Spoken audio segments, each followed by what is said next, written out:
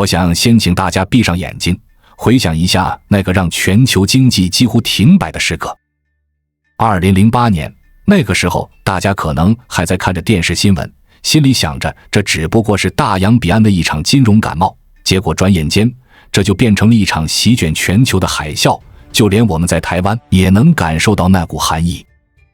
那時候華爾街就像是一場狂歡派對，所有人都在跳舞，香檳開了一瓶又一瓶，而在角落裡只有一個男人，只有他一个人關掉了音樂，指着那個巨大的房地產泡沫說，這玩意兒要炸了。那個男人就是邁克爾·布雷。你們可能在電影《大空頭》裡看過他，那個性格孤僻，把自己關在辦公室裡，聽着重金屬音樂，盯着電腦屏幕尋找裂縫的天才。當年全世界都嘲笑他是瘋子，但最後只有他拿着數以億計的利潤走出了廢墟，而嘲笑他的人全都賠得傾家蕩產。為什麼要提這一段往事？因為就在最近，這位曾經一腳踢爆次貸危機的男人又開口了。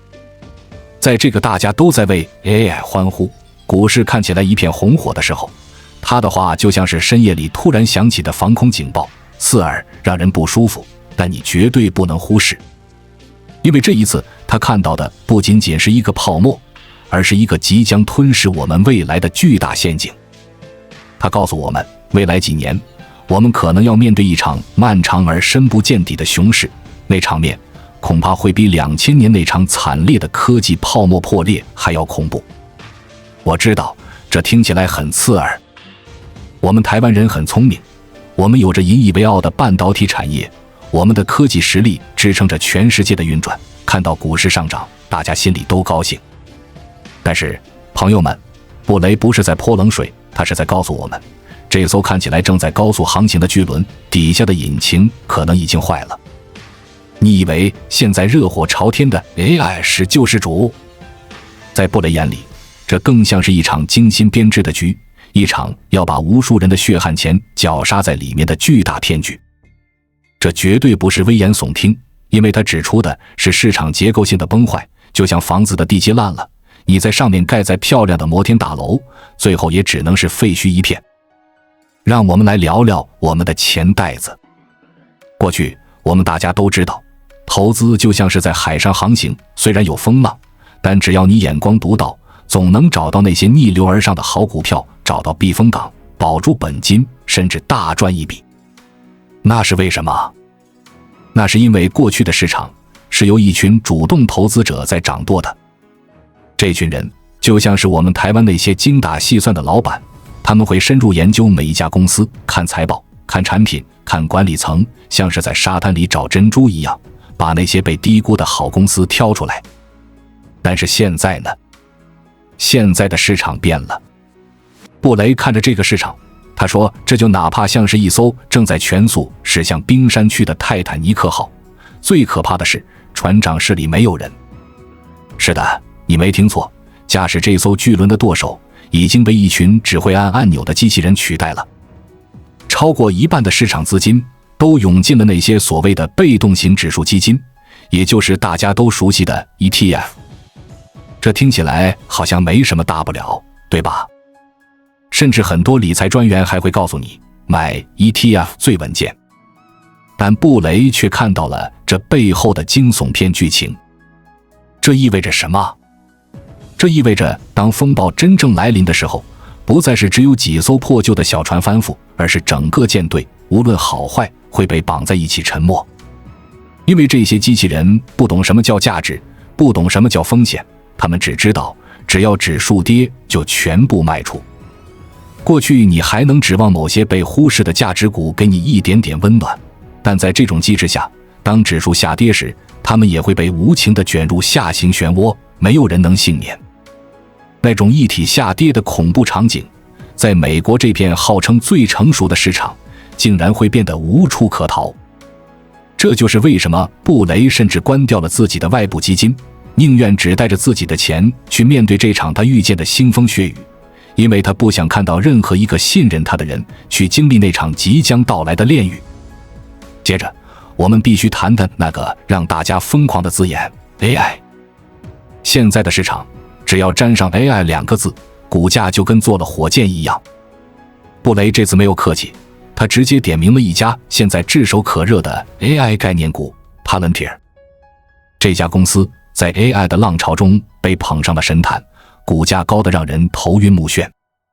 但在布雷眼裡，這就好像是一塊被過度包裝的石頭，外面塗了一層金漆，裡面卻空空如也。布雷冷冷地看着他說，這家公司根本不值现在這個價，它真正的價值可能只有現在股價的1/10，甚至更低。這其中的核心邏輯簡直是把現在很多科技巨頭的遮羞布都扯了下來。你們知道嗎？ Palantir 這家公司歷史上的利潤記錄幾乎是一片空白，就像是一個一直在畫大餅卻從來沒做出來的廚師。但奇怪的是，他卻已經用大量的股权激勵造就了一大批億萬富翁。你想想看，這合邏輯嗎？一家年收入才40億美元的公司，竟然能催生出好幾個億萬富翁，而且他們的股票薪酬幾乎吃掉了所有的利潤。這簡直是把公司的未來提前透支到了一張张股权證書上。華爾街那些聰明的会計師最擅長的就是變魔術，他們把這些非現金支出當成是小事，甚至加回到盈利裡去美化報表，讓大家覺得這家公司好像很賺錢。但布雷一針見血地指出，這其實是一種巨大的隱形成本，是一種對未来收益的提前瓜分。這就像是你開了一家麵店，面還沒賣出去幾碗，先把未來10年的面錢都分給了員工，然後告訴大家我們生意很好，這能持久嗎？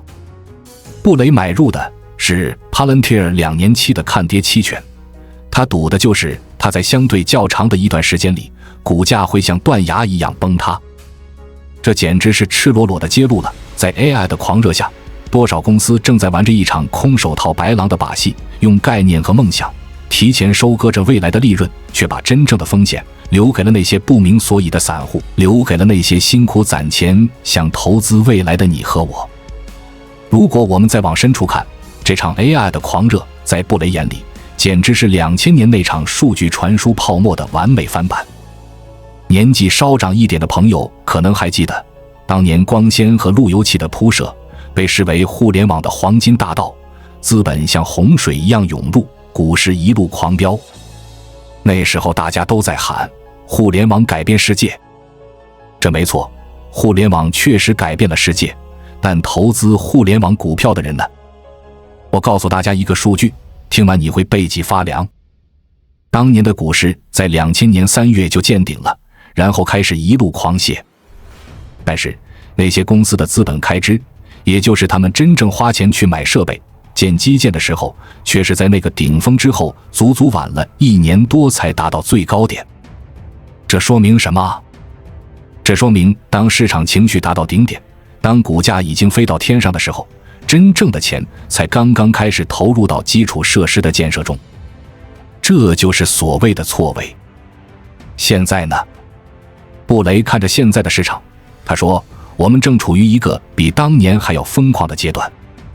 只要你敢宣布在 AI 上多投入1美元，你的公司市值就能立刻暴漲3美元。這根本不是在投資未來，這簡直是在玩一場現代版的煉金術，用概念和預期憑空變出市值。你看 Oracle 這樣的巨頭，僅僅宣布了一筆巨額的預訂訂單，股價就能飆升40%。在我們進一步探索之前，我們有一個激動人心的消息要告訴大家，我們已經開通會員功能了。現在您可以加入我們的會員大家庭，享受會員專屬影片和更多獨家內容。別忘了關注才知道，並點擊小鈴鐺，我們將繼續揭示更多關於金錢的真相，祝你迅速實現財務自由。這預訂訂單是什麼？意味着未來巨額的資本開支，意味着錢還沒花出去，收益還沒影，股市就提前開香檳慶祝了。這就像是一個人還沒開始工作，只是說了一句我要努力，大家就先把獎金發給他了。布雷警告說，我們現在的資本開支水平已經和當年的互聯網泡沫、页岩油革命等歷史上的狂熱頂點旗鼓相當。他買的2年期看跌期权就是篤定， 2年時間足夠讓這場泡沫從巔峰跌落，讓那些虛假的繁榮露出它本來的面目。而這場 AI 浪潮甚至在侵蝕着我們習以為常的巨頭。我們台灣人最常用的 Google， 大家都覺得它穩如泰山，對吧？它的搜索業務簡直是它的金額，是它所有現金流的源頭，源源不斷的生金蛋。Google 搜索之所以能賺錢，因為它成本極低。我們每一次在 Google 上搜尋資料，它的成本幾乎可以忽略不計，就像喝一口水一樣便宜。但是 AI 搜索呢？布雷親身體驗後說，他現在几乎不用 Google 了，因為 ChatGPT 和 Claude 能給他更直接的答案。這不僅僅是習慣的改變，更要命的是背後的經濟賬。AI 搜索的成本極其昂貴，每一次查詢的成本可能要幾十美元，這和 Google 過去萬分之幾美分的成本簡直是天壤之別。Google 的金額就是在這種成本結構下被 AI 的獠牙一點點撕裂。它如果跟進做 AI 搜索，成本會爆炸；如果不跟進，用戶會流失。這就是典型的兩難困境。而且布雷認為，大部分人通過免費層就能獲取所需，真正願意為大模型付費的比例會非常小，即便有，這些服務也會被高度商品化，價格低到幾乎無法盈利。就像當年的互聯網，雖然徹底改變了世界，但 AOL 的撥號上網用戶直到去年才徹底消失，普及速度遠比我們想象的慢。而真正賺錢的是亞馬遜、社交平台這些新的應用模式。今天的 AI 能給普通人帶來多少額外的價值？可能並不多。真正能賺錢的，可能只存在於那個開發者生態裡，而那裡的錢也遠沒有市場想象的那麼容易賺。這就像是一場淘金熱，大家都在賣鏟子，但最後發現河裡根本沒有那麼多金子。當然，布雷最尖銳的批判不只是針對這些公司，他是直接把矛頭指向了那個掌管着全球貨幣閘門的美聯儲。他說，美聯儲自1914年成立以來，這100年間幾乎沒做過什麼真正有益的事情，反而做了很多傷害性的決定。他甚至主張乾脆廢除美聯儲，把他的職能直接交給財政部算了。這話要是別人說，也就是發發牢騷，但從布雷嘴裡說出來，那就是對整個金融體系的控訴。這簡直是把美聯儲的獨立性扒得體無完膚。他認為美聯儲可能是世界上最容易的工作，因為它總是在錯誤的時間做出錯誤的決定。比如現在大家都盼着降息，覺得降息了股市就會漲，經濟就會好。但布雷冷笑一聲，他說，看看現在的通脹，雖然略有回升，經濟也還勉強支撐，根本沒有理由降息。我們的中性利率絕不是大家習慣的1%或0%，而是在4%左右，也就是當前這個水平。這裡我要提醒大家注意，一旦降息，那些依靠固定收益儲蓄的普通人，那些剛剛才從過去的低利率泥潭中掙扎出來，想要靠利息過點安穩日子的退休族，現在又要被幹掉了。降息是有巨大成本的，它可能會讓收益率曲線變得更陡峭，讓整個經濟的債務狀況變得更加糟糕。這種把央行推上絞刑架的言論，簡直是直指金融體系的核心腐朽。美聯儲就像是一個蹩腳的醫生，別人發燒了他就給冰塊，別人發冷了他就給火爐，從來不管病根在哪裡。說到病根，那就不得不提美國那天文數字般的債務。布雷雖然覺得這事兒荒唐透頂，但他卻不願短期內去壓住他會立刻崩潰。他說了一句很有意思的話，等卡斯特羅死不是一種策略。